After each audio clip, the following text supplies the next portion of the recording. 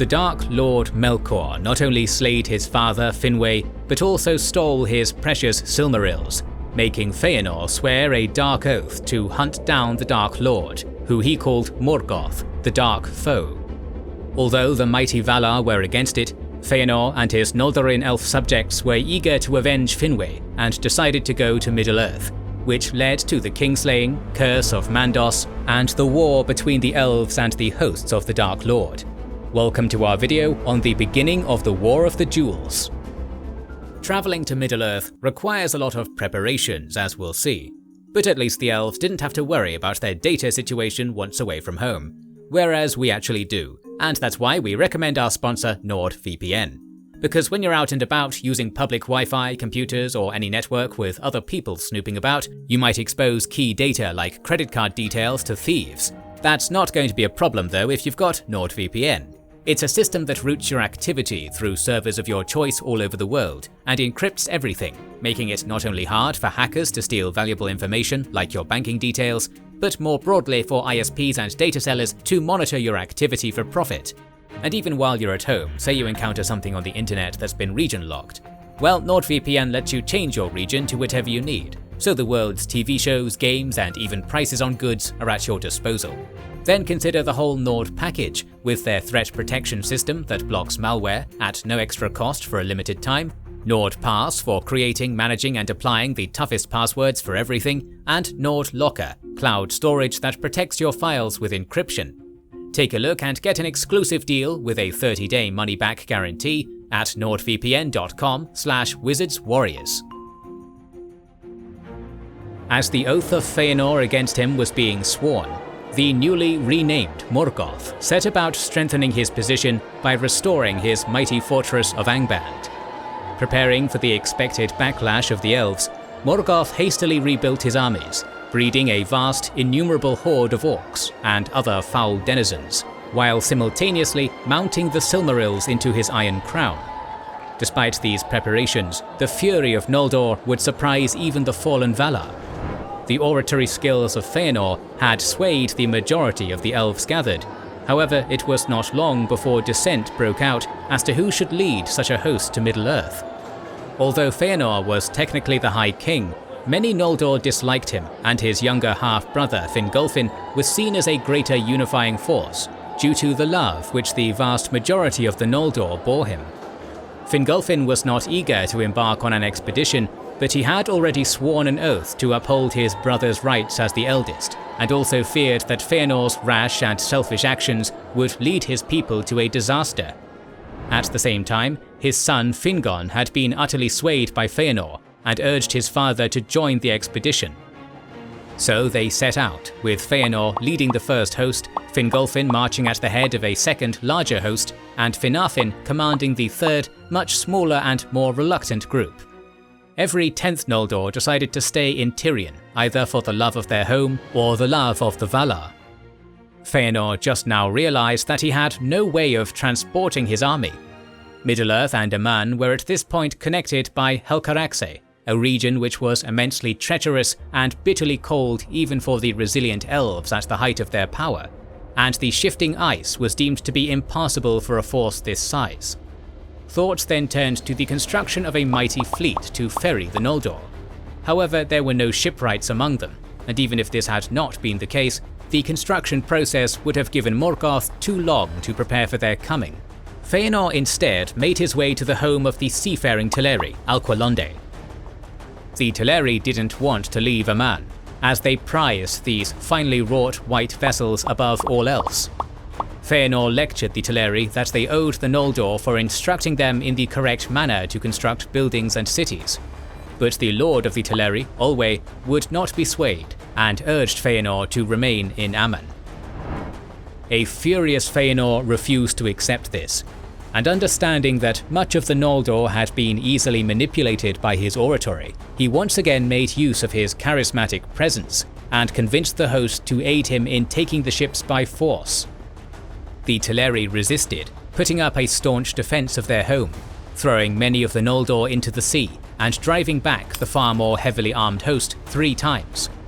It is at this point the less impassioned second host, led by Fingolfin, came upon the battle as it continued to rage before Alqualondë. Believing the Teleri were the aggressors, his larger force joined the fray, allowing the ships to be wrested from their owners' control. Many of the mariners were slaughtered. A Maya of the Inner Seas, Osse, associated with the Lord of Waters Valar Ulmo, was deeply outraged due to her love of the Teleri. Although she was prevented from intervening directly in the battle, Osse summoned terrible storms in retribution, causing many Noldor casualties. This divine retribution was furthered by the emergence of a figure which is believed to have been Mandos himself, who uttered the words that would later be known as the Doom of Mandos in response to the first kinslaying. "Tears unnumbered ye shall shed, and the Valar will fence Valinor against you, and shut you out, so that not even the echo of your lamentation shall pass over the mountains. On the house of Feanor the wrath of the Valar lieth from the west unto the uttermost east, and upon all that will follow them it shall be laid also. Their oath shall drive them, and yet betray them, and ever snatch away the very treasures that they have sworn to pursue. To evil end shall all things turn that they begin well, and by treason of kin unto kin, and the fear of treason, shall this come to pass. The dispossessed shall be they forever." This exiled the Noldor from Valinor, and placed a curse upon them that the war against Morgoth would bring nothing but misery to their people. The Noldor were now utterly forsaken, and would no longer receive either welcome or aid from Valinor. Feanor and his house were cursed, with Mandos foretelling a great degree of suffering and hardship to be their lot, in no small part due to the oath sworn to regain the Silmarils at any cost. The figure also made it clear to all gathered there that the war against Morgoth was to be hopeless, as the combatants, being merely elves, could not hope to overcome a Valar. Listening to the doom of his people, a heartbroken Finarfin, who had not participated in the kinslaying, turned his host back to cursing Feanor. This smaller host was pardoned by the Valar, with Finarfin now serving as the High King of the Noldor in Tirion. Meanwhile, Morgoth made his first move in what came to be known as the First Battle of Beleriand, wherein the Sindarin elves, who had not travelled to Valinor, had to fight the forces of Morgoth while the Noldor still remained in Aman. Morgoth sent forth 2 great armies to seize the southern territories of the Sindarin elves. These hosts passed through the Vale of Sirion and east between Aros and Gelion. King Thingol of Doriath maintained a well-armed force, having defended Beleriand from countless horrors coming from the north. But despite his preparations, he faced a number of setbacks. The western host of orcs plundered much of West Beleriand, ravaging the countryside, and Lord Círdan of the Havens of Fallis marched out to meet them but was soundly defeated. He was then forced to retreat behind the walls of Eglarest and Brythombar, which were besieged, effectively cutting Thingol off from his allies in the west. Detachments from both of Morgoth's armies then entered Thingol's territory, but the elven defences held here. The King of Doriath's main focus was placed upon the bulk of the Orcish forces, which were assaulting his ally King Denethor of the Lyquendi, who was hard-pressed to hold them at bay. Denethor had answered Thingol's call to arms, but his people were lightly armed and no match for the arms and armour of Angband. The Lyquendi were soon pushed back to the Amon Ereb, where they were to make their last stand against a swirling sea of vicious orcs. They gave a good account of themselves, but were slain to an elf before they could be relieved. When Thingol's forces arrived, they were so enraged by the destruction of their allies that the orcs stood no chance against their might, and they were slaughtered, with only a small number surviving, only to be slain by the dwarves of Mount Dolmed. Although this was nominally a victory, the Havens remained under siege, and Thingol summoned all the Sindar who wished to live in peace to the forests of Rhegien and Neldareth. Thingol's wife, Maharramli, had some power, and she used her magic.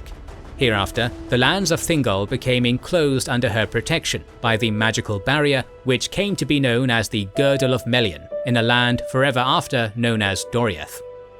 With no aid forthcoming, the Havens remained under siege, and with the Lyquendi king dead, the remainder of his people returned to their forests in Osiriand, pledging to live in secrecy, distrusting outsiders, and never naming another king. while some would go to Doriath, merging with the elves residing there.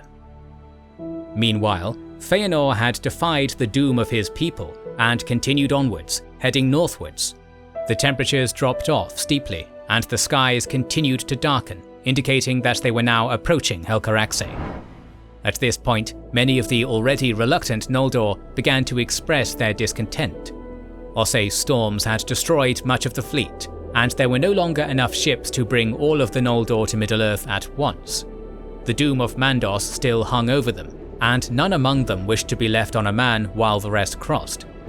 Feanor noticed this bubbling discontent, as well as the logistical issues which now plagued his mighty force, so he took counsel with the only elves he truly trusted at this point, his sons. Those loyal to Feanor still maintained control of the remaining fleet. Therefore, as the dissension continued to grow, the High King simply left all those whose loyalty to him was not absolute in a man, slipping away quietly one night with the ships. This force arrived at Loscar, in a land known as Lamath, to the far west of Beleriand. Upon their arrival, Feanor's eldest son, Maithros, asked who was to bring the ships back to ferry the remainder of their people. In response, his father cruelly decided to burn the ships and abandon the rest of his kinsmen. Maithros was not happy with this course of action, but refused to speak up to his father. He stood stoically gazing upon the burning fleet. The world at this point was still flat, and as such, Fingolfin's host could see the flames in the distance, making them aware of the treachery of their kin. The choice was presented to them to either return to Tirion in disgrace or make the treacherous crossing over the Helcaraxe. They decided upon the latter in order to give them the opportunity to confront the errant Feanor. A further contributing factor to this decision was the unwitting participation of Fingolfin's warriors in the kinslaying. They remained unsure as to how they would be judged should they return to the Valar. This brutal journey across the grinding ice sheets was a lengthy and costly affair that took the lives of many of the Noldor, increasing their animosity towards their supposed High King and his followers. With the arrival of the Noldor to Beleriand, the War of the Jewels began, with the first battle coming as a preemptive strike on the part of the Dark Lord. He became aware of the coming of Feanor and his host. The gates of Angband were swung open, and a vast horde of the foul denizens of the dark emerged, with Morgoth's orders to assault the elves before they could attain a proper foothold and erect effective defences. This battle came to be known as the Battle Under the Stars, or Dagor-nuin-Giliath, as the sun and the moon had not yet been created. The battle started when the Noldor arrived unexpectedly at the Firth of Frengist, passing through the Gate of the Noldor into Hithlum and encamping upon the northern shore of Lake Mithrim. Although the Orcish horde far outnumbered the elves, the Noldor were still empowered by the light of Valinor and easily beat them back, leading to a hasty retreat. The ever-rash Feanor was not happy with such a victory and led his host in hot pursuit of the Orcs, who retreated north through Ardgallen. In an attempt to take the vengeful Feanor by surprise, Morgoth's forces, which had been besieging the havens of Fallas since the First Battle of Beleriand, marched north to attack the Noldor from the rear. However, a force led by Feanor's third son, Celegorm the Fair, intercepted and ambushed them at Eithel Sirion, trapping the Orcs between two Noldorin hosts. The Orcs fought with all the vicious brutality of an entrapped rodent for 10 days, while encircled at the fens of Serek, but they could not hope to match the gleaming host of elves that descended upon them. The Orcs were slain, until only a minuscule group of them persisted and fled, and the reckless Feanor, whose wrath reached its zenith at this point, pursued even this small group. His anger overrode his wisdom, and in his attempt to catch the remnants of Morgoth's army, he passed too far from the main portion of his own force, and seeing this, the Orcs turned and faced the High King of the Noldor at the very edge of Dor Daidalos. With the proximity of the field of battle to Angband, the Orcs were soon reinforced by a group of Balrogs, who quickly slew the elves who stood with their High King. Despite his faults, Feanor embodied much of the power and glory which defined his race, and stood alone against the very greatest of the Dark Lord's servants, refusing to bend or break in spite of their fell power. While his struggle was heroic in every sense of the word, it remained doomed, as he took many wounds yet continued onward undaunted. Feanor's ferocity required the very Lord of the Balrogs, and the strongest of its kind to ever walk the lands of Middle-earth, Gothmog, to mortally wound the High King. Just as this fiery beast looked set to slay Feanor, his sons came to his aid, driving off the Balrogs and Orcs, rescuing their father. They hurried from the battlefield, carrying their father to safety. However, Feanor asked them to stop, knowing that the wounds he had sustained would take his life. Looking upon Angband, he cursed Morgoth thrice, but his defiance would die with him, as when gazing upon the immensity of the fortress, he finally realized the truth of Mandos's words, that the Noldor alone could not overthrow the Dark Lord. Still, he instructed his sons to maintain their oaths and avenge him. As he passed on, the fiery spirit which had so defined him left his body, burning it to ash. Immediately after this skirmish ended, the moon rose, and with the rising of such light among the skies came Fingolfin and his second, even larger force of Noldor, arriving in Lamoth. Here they were attacked by a large force of orcs, which had initially been sent by Morgoth to attack Feanor's host from the rear in what came to be known as the Battle of Lamoth. Fingolfin was caught unawares by this ambush, and before he managed to drive off the Dark Lord's force, his son Argon was slain, sparing the Noldor to pursue the orcs and completely destroy them. With the passing of Feanor and the ascension of his son Maithros to the position of High King of the Noldor, the War of the Jewels had begun in earnest. The Dagor-nuin-Giliath and Battle of Lamoth were mere precursors to the true consequences of the Doom of Mandos. However, this is the story for our next documentary on the history of the First Age. The next few videos in this series will be dedicated to the battles of the War of the Jewels, but we're planning to cover the battles of many other fantasy, sci-fi and space opera universes, so make sure you have subscribed and pressed the bell button. Please consider liking and sharing, as it helps immensely, and don't forget to comment. We'll try to read and respond to every comment, as we want to know what you think about this video and which videos you hope to see in the future. This is the Wizards and Warriors channel, and we'll catch you on the next one.